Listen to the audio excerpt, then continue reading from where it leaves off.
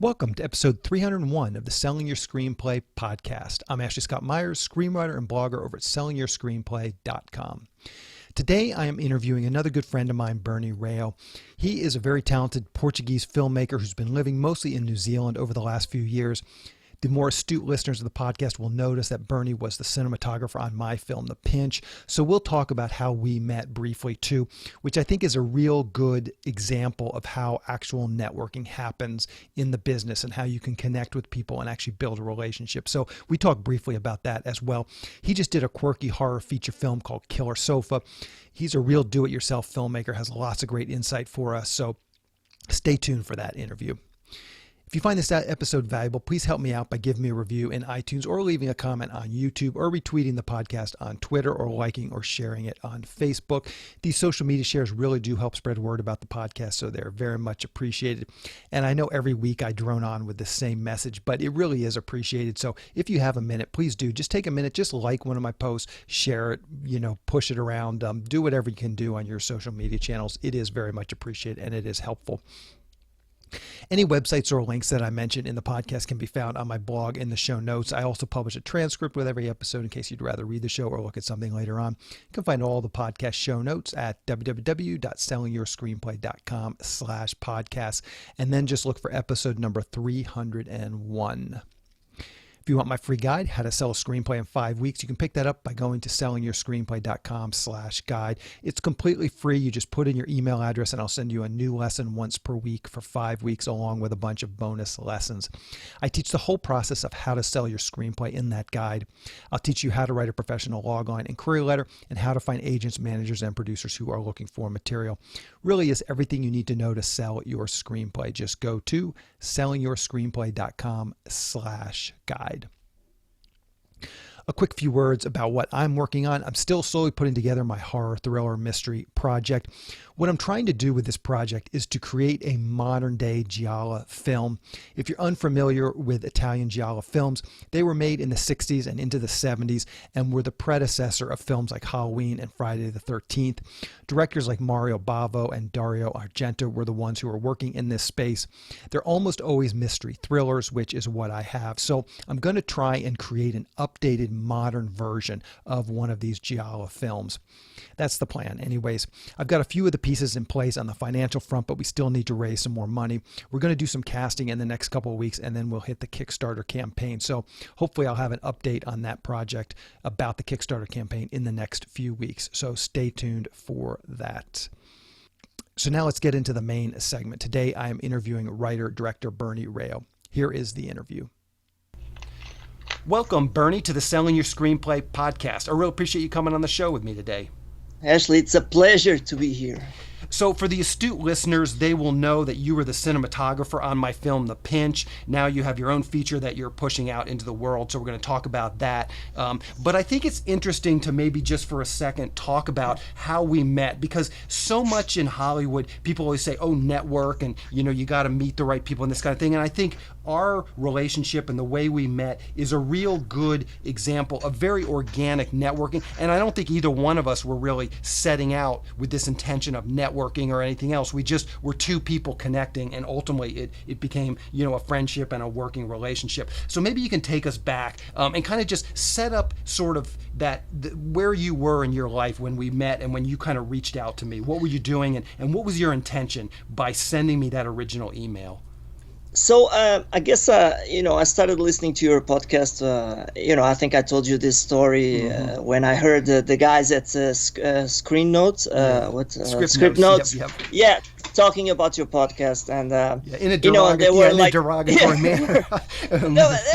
But, they were reviewing like something you did, something you guys said about them. Yep. And what struck me about your podcast was that, John August, Craig Mazin, I mean, these guys are super established in Hollywood, right? Mm-hmm. These guys are, professionals making $100,000, $300,000, $1 million a script, right? Mm-hmm. And what struck me about your podcast was that, okay, here's a screenwriter that's like at my level, like independent filmmaking level, like it's a working screenwriter. It's something we at least me, that I don't live in, in the States.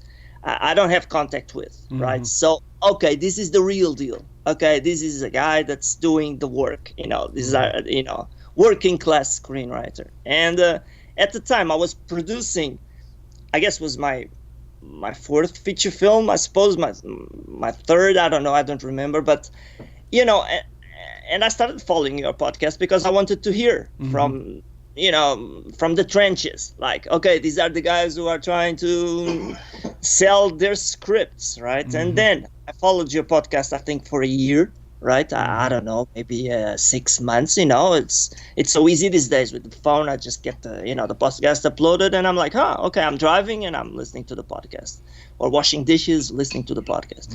And then I started hearing you talking about, okay, I'm producing a film, right?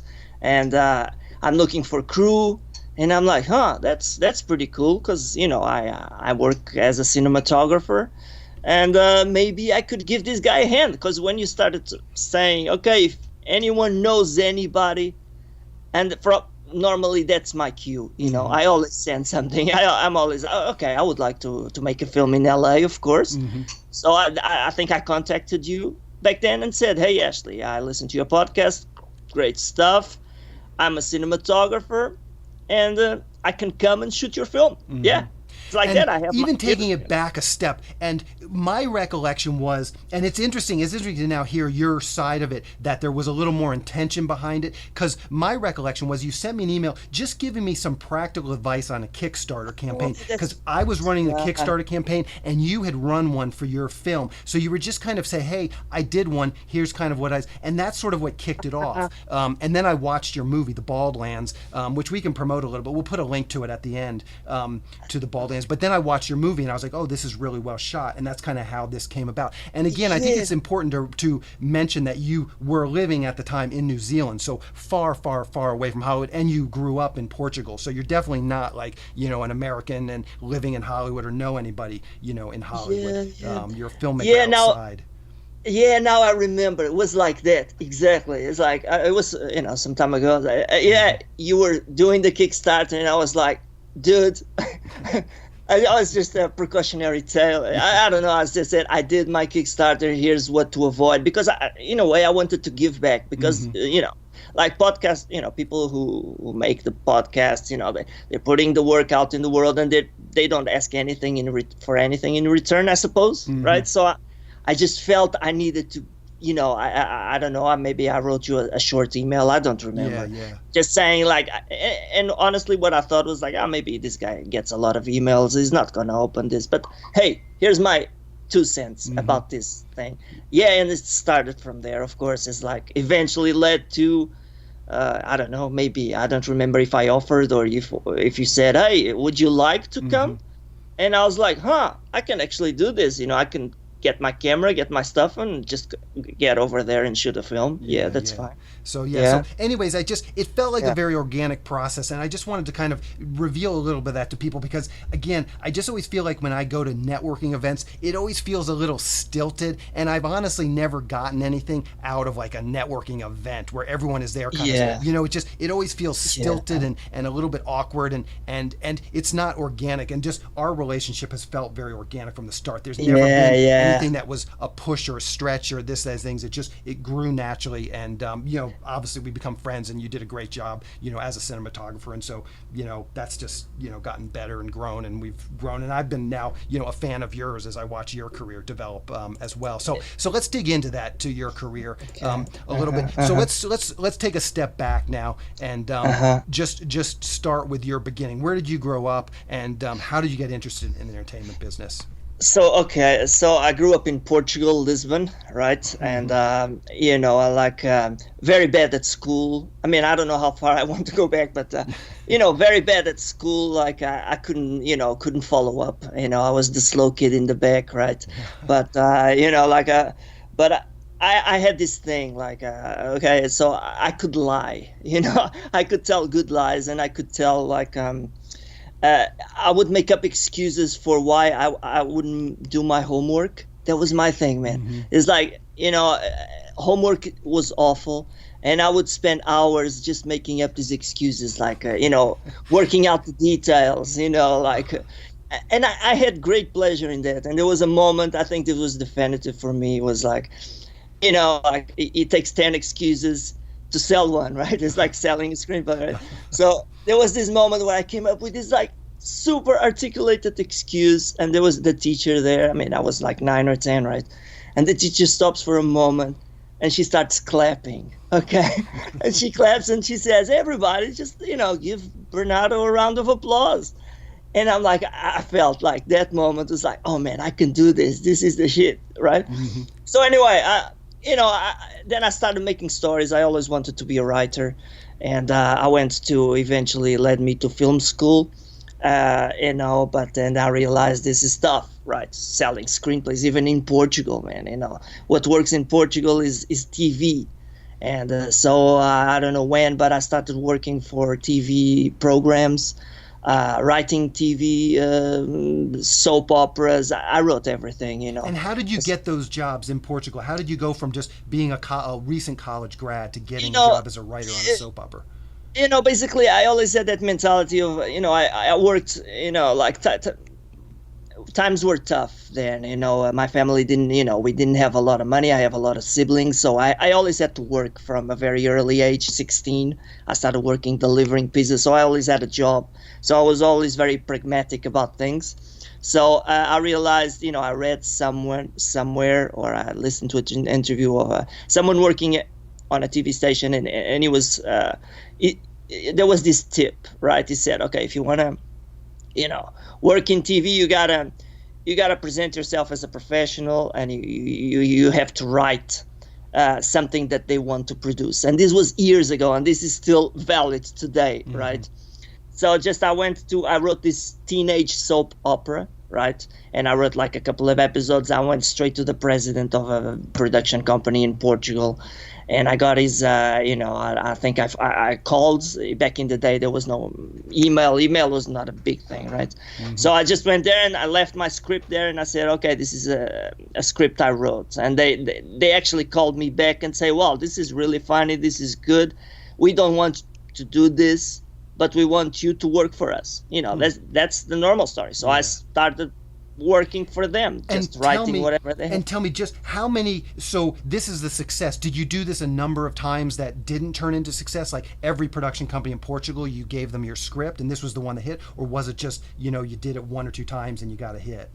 This was the only time things worked out, right? Uh-huh. This, like maybe I was naive. I don't know. Maybe I was lucky back in the day, things were different.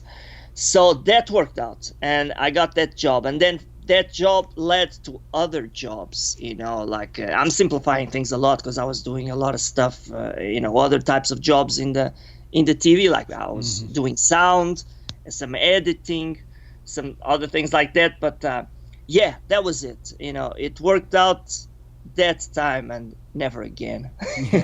So it was like, but led me to other jobs, and sometimes I would get paid well, sometimes not so well.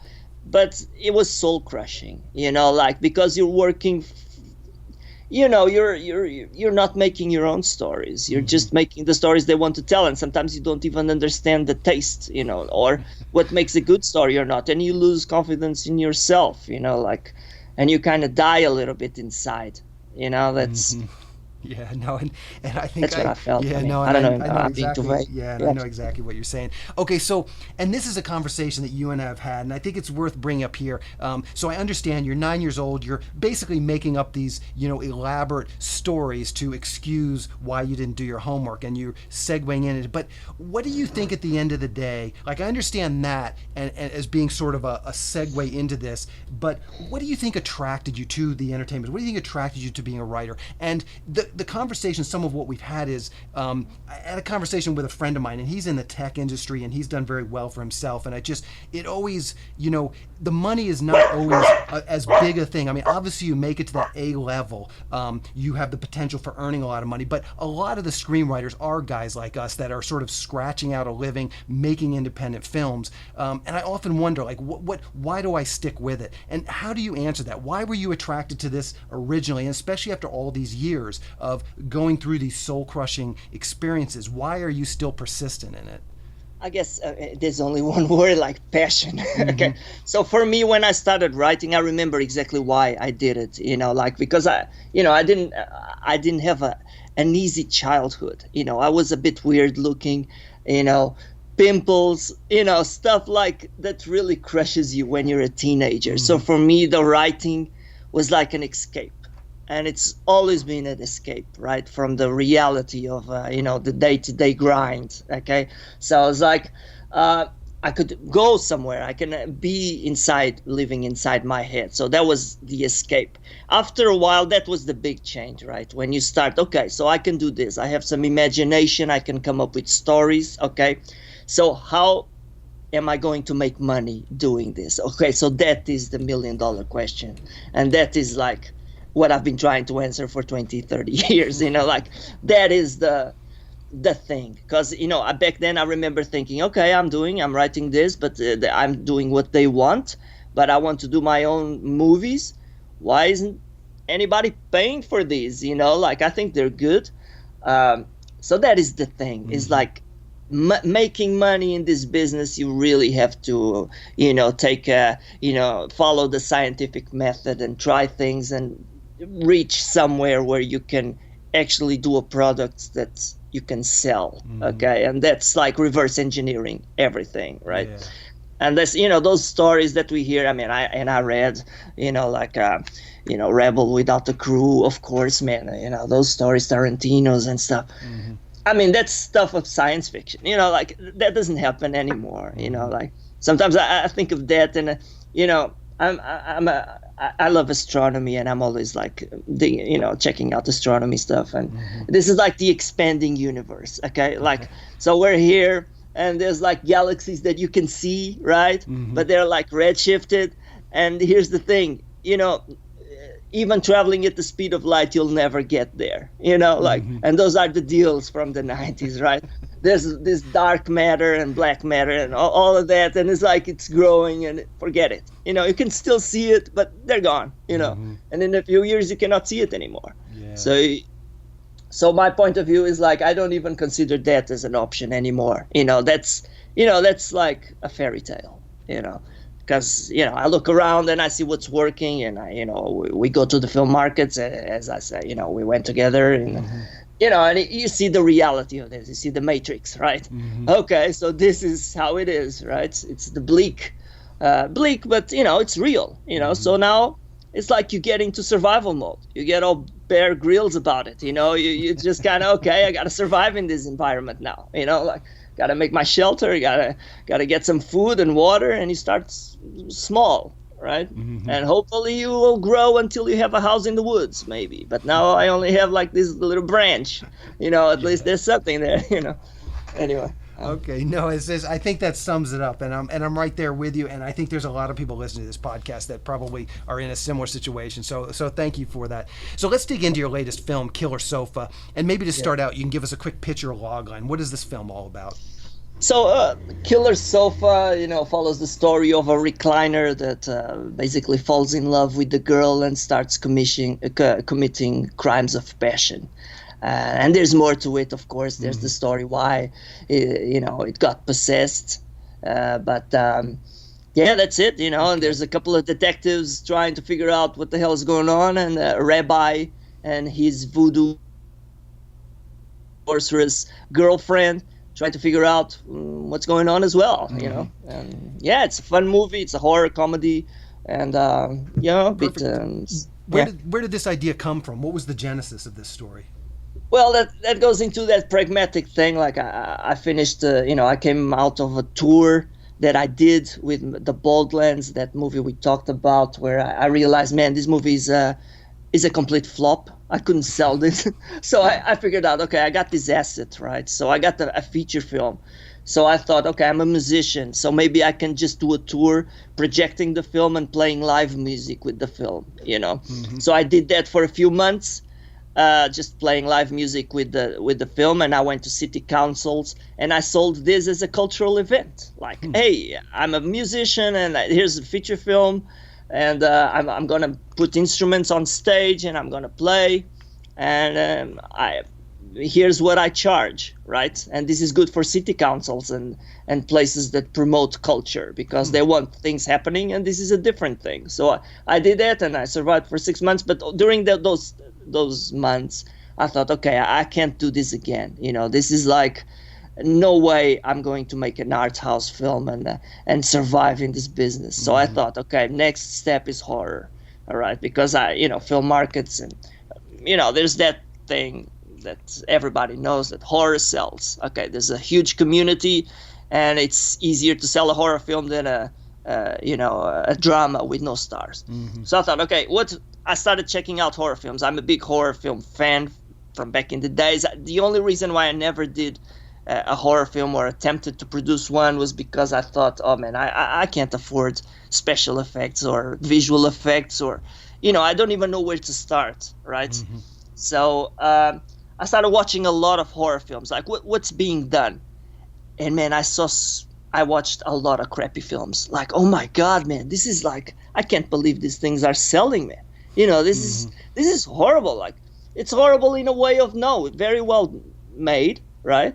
It's just in terms of ideas, just like rinse and repeat, and always the same idea, like the haunted house.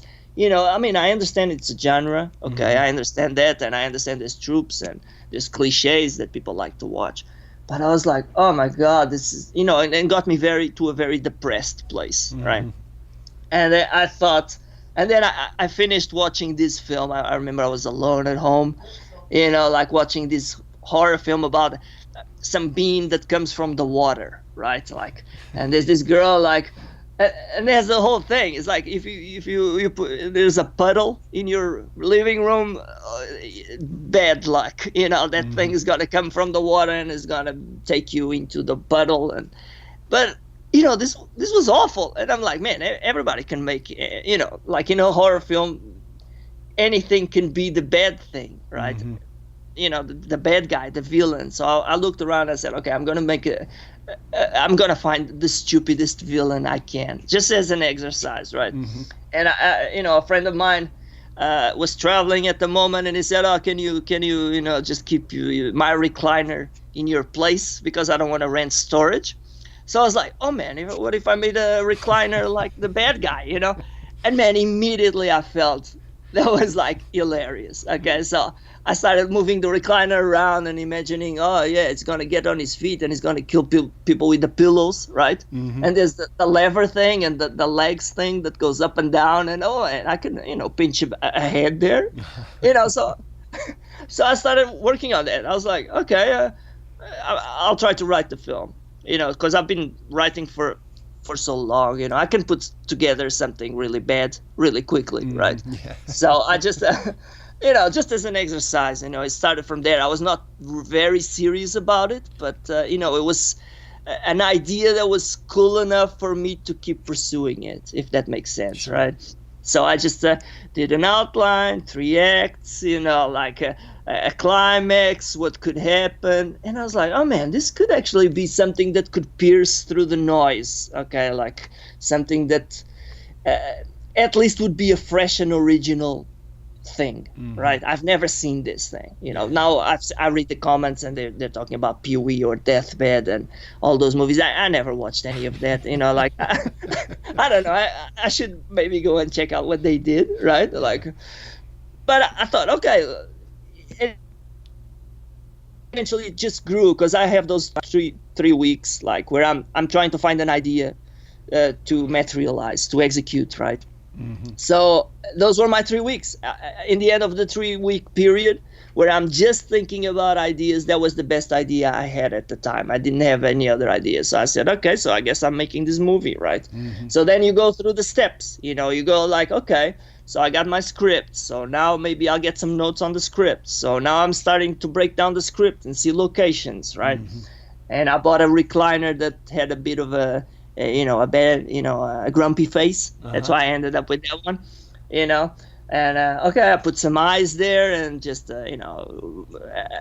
try to figure out the logistics. Okay, how am I going to move this thing?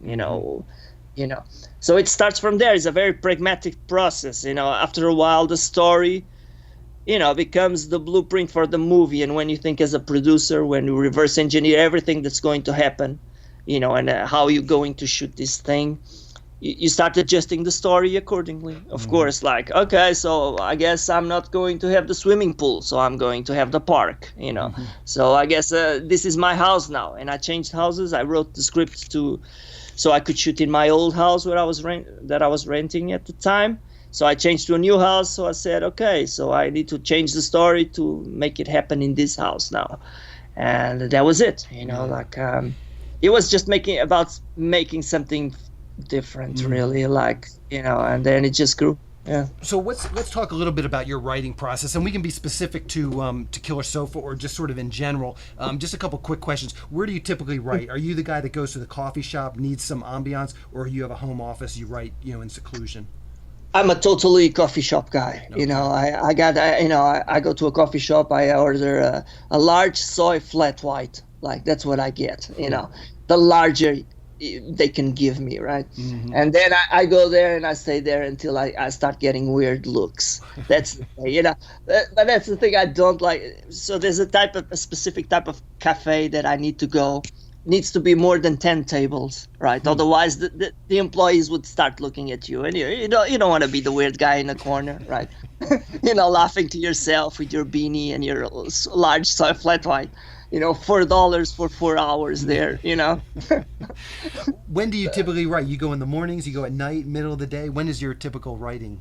It just depends how excited I am and how desperate I am to get this shit done, right? So, I try to go in the mornings if I can, if I'm not doing any video editing work or if I'm not doing any work that pays, so I just go and write as much as I can. I don't have a routine per se. I just, depends if the coffee is full, maybe I'll just go for a run and then come back when the coffee is a bit, the cafe is a bit, I just need to get it done. Yeah. So, but when I'm inspired, man, I can write for, 6 hours, 7 hours, depends, Yeah. How much time do you spend with the outline versus how much time do you spend in final draft actually writing script pages? Normally it's the outline. That's the thing, the treatment, I call it the scaletta from, I don't know, from film school days. But it's like you got to have the story in like 3 or 4 pages, right? All the beats need to be there. And then, and then writing the script. There's other challenges there when you start actually digging into the script. The story evolve and you realize, the story can go this way, and then you gotta change your outline. But normally, the outline and treatment, it takes me, longer than writing the script. It changes a lot. Sometimes you write the treatment and then you spend a lot of time perfecting the lines or changing, polishing the script.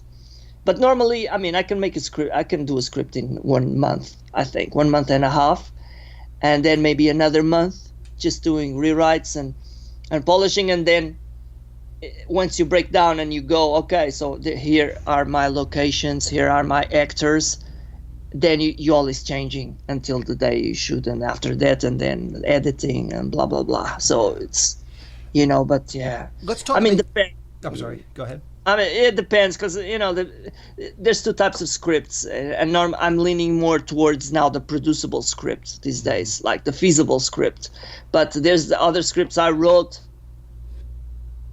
where I spent a year, right?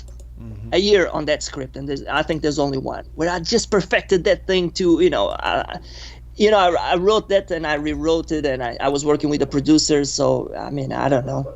That's probably my best script, but it's not the script I can make next week. That's the problem here. Yeah. So, and let's touch on that a little bit, because I think that might be interesting for people to hear about.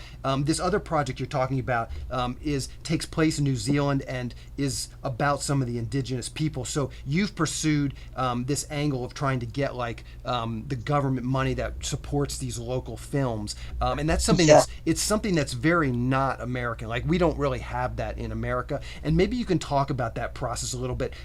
You've had a little bit of success. Like you've slowly started to gain ground in that avenue. But maybe you can just talk about that. How does that actually work? And what are some tips and tricks if someone is looking at trying to get one of these government grants? What do you suggest? So that was the thing that took me the longest to learn, right? So that's like in Portugal, the only way to make films in the 90s and even today is like if you go to the government.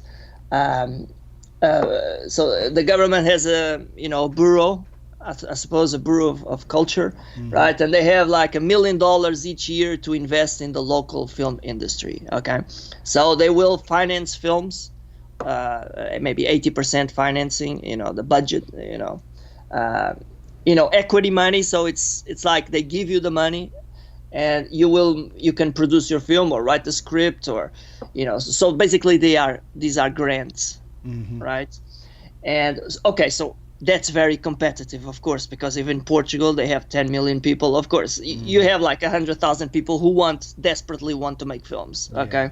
So it is highly, highly competitive. And I throughout the years, I always tried to get these grants, but I could never get there, and I didn't understand why. These days, I understand why, because I was successful a few times now, getting these grants. So you got to understand what's their mission, right? And you have to understand that behind the website, there's a person or there's a group of persons that have work for somebody, and you got to understand what's their job.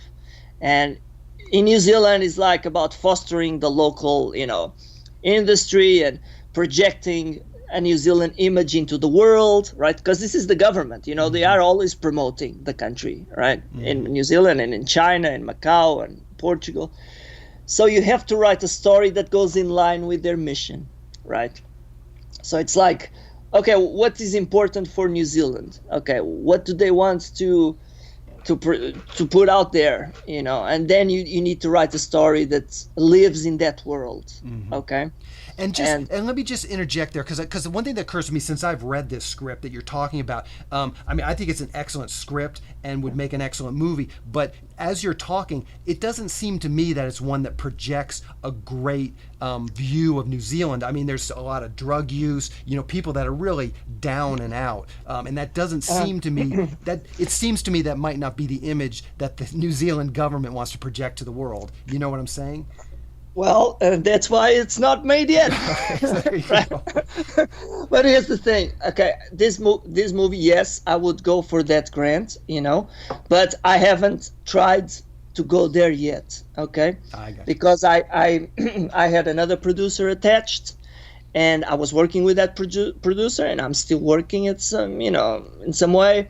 So it's not ready to go there yet, just because exactly that, that's like it's not ready to show to them, because I know that it's not projecting a good image of New Zealand. But you don't have to be all rosy, and doesn't have to be all rainbows and blue skies. It's like you can show the reality, which is like social problems that New Zealand has. Like, okay, there's people that use drugs, and there's crime, and there's gangs, but somehow you need to have some sort of social commentary there. Okay, nobody's trying to hide anything or project an image of a country that, you don't want to let people to believe that New Zealand is a perfect place.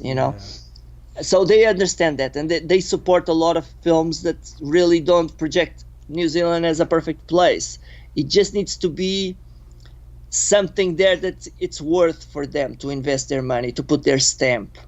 Because when they put their name on something, that means something. Okay, it's their name. Yeah.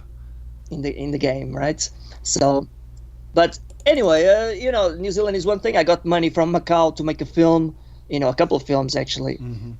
And Macau has other concerns, like, of course, they want to project Macau as it is, like as a great place to do business and a great place to live. But they have other concerns, for example, talking about Macau is like, it's a very small industry comparing to Hong Kong, which is just across the river. And they desperately want to dynamite, to make a dynamic scene. Like, I don't know how to explain that. Like, okay, they want to to have people active in the industry. They want to create an industry, right? So they are less demanding than New Zealand, for example, where filmmaking has been happening for a while. So they get more picky, right? So this is important as well. Like places like Namibia, right? So they're starting and they have a film commission now. So maybe that's a good opportunity for you to go there and try to make a film using their film commission money. It's good for you because you pay your bills and you make something that they want or they need, right? So anyway, about these grants is like, yes, understand that the money is available. You have to apply. And for me, my biggest tip is like, understand what they want and their mission, and try to write a story that goes in line with that mission, but and a story that you think, for you, it needs to make sense, right? It is a story that you want to tell somehow. Otherwise, it will be a complete sellout, I suppose. Let's talk about jumping back to Killer Sofa. Let's talk about distribution. Maybe you can just walk us through that path. How did you ultimately get distribution for this film? So I produced the film. I shot the film. Like all self-financed and very, skeleton crew, or almost sometimes no crew. You know how I make the films. I make so. And then there was a time I kind of reverse engineered the film from the get-go. Like I started thinking, okay, I'm going to make this, so I'm going to take this to the film markets. That was my approach. I was not thinking about film festivals at all. That was always my goal, film markets. So early in the process, when I had shot, when I had gone through principal photography, I assembled a little trailer, a teaser, and I sent to all I went to the film market database, and I said, I looked for companies that were selling similar films to mine, and I wrote an email saying, hey, I'm coming to the film market, here's my teaser, here's my log line, I would love to meet you there because I'm looking for representation, basically. And that was it. I got a lot of replies very quickly, and that never happened to me.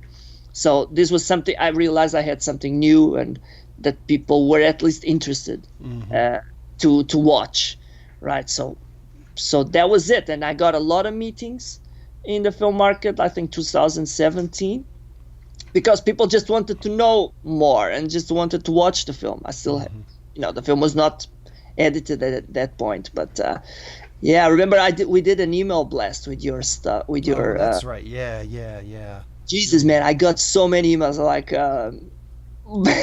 it was good, random emails, crazy emails, but good emails and emails that led to things, right? So that's the thing, just getting the word out there. And so then I went to the film market. I met with some sales agents, like lots of sales agents, and then there was like, okay, great, we are interested. Some offered me, deal memos there. Yeah, that's right. And then we were like, okay, show me the movie and we'll go from there. So then I went, finished the movie, and eventually decided that I would split the deals. I would get a sales agent for America and a sales agent for foreign, And I went with the sales agents. I did some research, and they were very, these guys had a great reputation, because that's the problem here with distribution and sales agents, as you know. There's a lot of murky stuff out there, So there's, so I chose the ones that were recommended to me, and thinking ahead as well. Like, I had heard great things about Devil Works, who is my foreign sales agent, from the film commission. People, so that's good for me, because I want to be in their good books, because I plan to working with them, and since then they helped me a lot. So yeah, it's about yeah. So and you mentioned this in an email. It sounds like you're ramping up for another film. Maybe you can talk a little bit about that. What's next for you? So next for me is it's about reverse engineering, and what I've learned through these years is in New Zealand horror, doesn't really work, right? And we're talking about theatrical distribution in New Zealand. It's a small country, and what seems to be working right now is films for an older demographic, okay? Because these are the people who actually go to the movies and actually pay tickets to watch a movie, right? And we're talking about 55-year plus, audiences, like normally female audiences that bring their husbands or bring their friends, right? So I thought, okay, these are the movies that work here. Like Judi Dench is huge, right? Judi Dench has a movie in New Zealand is actually, makes money and actually works. So me as an independent filmmaker, I'm here thinking, okay, I'm going to New Zealand for a couple of months.